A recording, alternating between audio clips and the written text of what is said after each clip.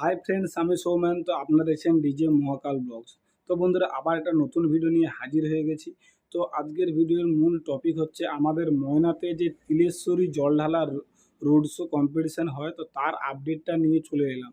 তো বন্ধুরা, এবছর একখানা সেট বেড়ে গেছে এবং এবছর প্রত্যেকটাই মোটামুটি ভালো ভালো সেট থাকছে। তো আগের বছর যে চারখানা সেট ছিল, একটা ছিল বি মিউজিক, একটা ছিল কালাকার মিউজিক, আর একটা ছিল এলকে মিউজিক, একটা কেএস মিউজিক। মানে আগের বারে চারখানা সেট ছিল। তো এই বছর সেখানে একখানা সেট বেড়ে গেছে।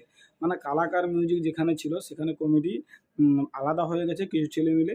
তো সেটা দুটো সেট এখন বর্তমানে আসবে ওই একই ক্লাবে, মানে ক্লাবটা আলাদা, ছেলেরা আলাদা হয়েছে। তো প্রত্যেকটা সেট আগের ডেটটা তোমাদেরকে জানিয়ে দিই। ডেটটা হচ্ছে আমাদের যে এই জলঢালা রোড শো কম্পিটিশানটা হয়, এটা মূলত বৈশাখ মাসের যে চড়ক বা জলঢালা বলে থাকি সেটা উপলক্ষে হয়। তো এটা হচ্ছে 29 তারিখ বিকেল থেকে শুরু হবে, 30 তারিখ সকালে শেষ।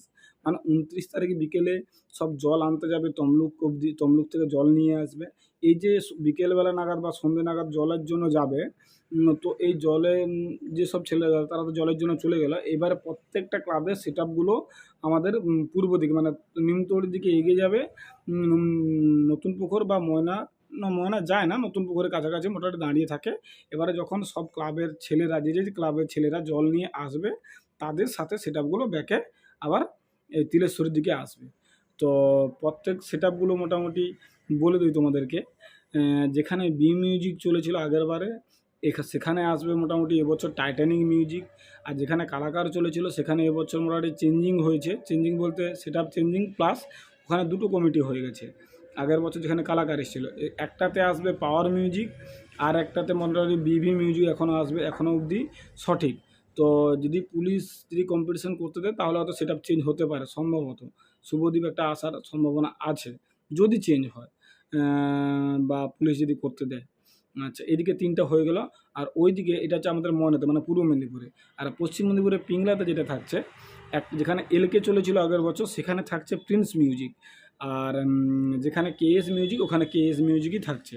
তো টোটাল হচ্ছে এই বছর একখানা সেট আপ বেড়ে 5খানা সেট আপের কম্পিটিশান। তাহলে থাকছে টাইটানিক মিউজিক, পাওয়ার মিউজিক, আর হচ্ছে বিভি মিউজিক অথবা শুভদ্বীপ মিউজিক। ওটা হচ্ছে এখন শুভদ্বীপ মিউজিকটা একবারে কনফার্ম নয়, বিভি মিউজিক কনফার্ম এখন অবধি আছে।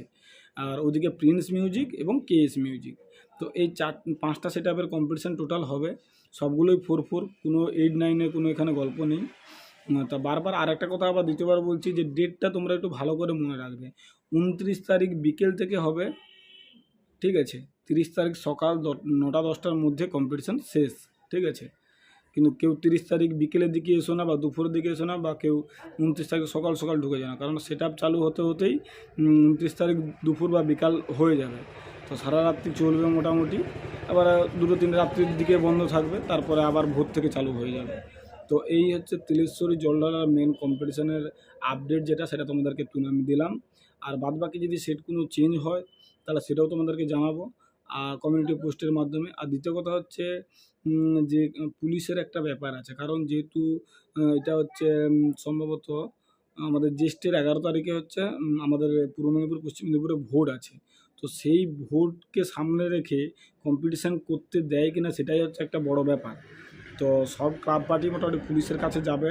আমার তো মোটামুটি প্রায় চেনা পরিচিত আছে অনেকজন। তো তারা সবাই বলছে যে সৌমেনদা পুলিশের কাছে যেতে হবে, কম্পিটিশান করতে দিবে কি দিবে না। কারণ যদি কম্পিটিশান করতে না দেয় তাহলে এত টাকা দিয়ে খরচা করতে সেটা নিয়ে কোনো লাভ নেই। তো সেই জন্য মোটামুটি পুলিশের কাছে সবাই যাবে। যদি কম্পিটিশান করতে অনুমতি দেয়, মানে যদি পারমিশন দেয়, তাহলে এই সেট আপগুলো আসবে। আর যদি না দেয় তাহলে হয়তো সম্ভবত সবাই লোকাল সেট আপ নিয়ে, কথার কথা আমি যেটা বলছি এটা মানে শুনেছি আমি, সবাই বলছে যেটা, যে পাশাপাশি মোটামুটি সেট আপ নিয়ে 2-3টে বক্স নিয়ে রোড শো করবে জল ঢালার জন্য। তো পুলিশ যদি পারমিশন দেয় মোটামুটি কম্পিটিশান হবে। তো আমার মনে হচ্ছে হয়তো নাও দিতে পারে, কারণ যেহেতু 11 তারিখ ভোট আছে, একটা চাপের ব্যাপার আছে। তো সেই কথা মাথায় রেখেই আমি বলছি যে এটা একটু চাপ আছে, বা আবার দিলেও দিতে পারে, কারণ 11 তারিখ মানে ধরুন এখন 10 দিন বাকি থাকবে, হয়তো দিয়ে দিতেও পারে। তো যাই হোক, এই হচ্ছে তিলেশ্বরী জলঢালা কম্পিটিশানের মূল আপডেট তোমাদেরকে দিলাম। যদি কোনো সেট আপ চেঞ্জ হয় বা কম্পিটিশান না হয়, তার আপডেট আমি কমিউনিটি পোস্টের মাধ্যমে দিয়ে দিব তোমাদেরকে। তো এই হচ্ছে তেলেশ্বর জলঢালা কম্পিটিশনের মূল আপডেট এবং ডেট কবে কি সব কিছু তোমাদেরকে বললাম। তো আজকের ভিডিও এখানেই শেষ করছি, দেখা হবে আবার অন্য কোনো নতুন ভিডিওতে।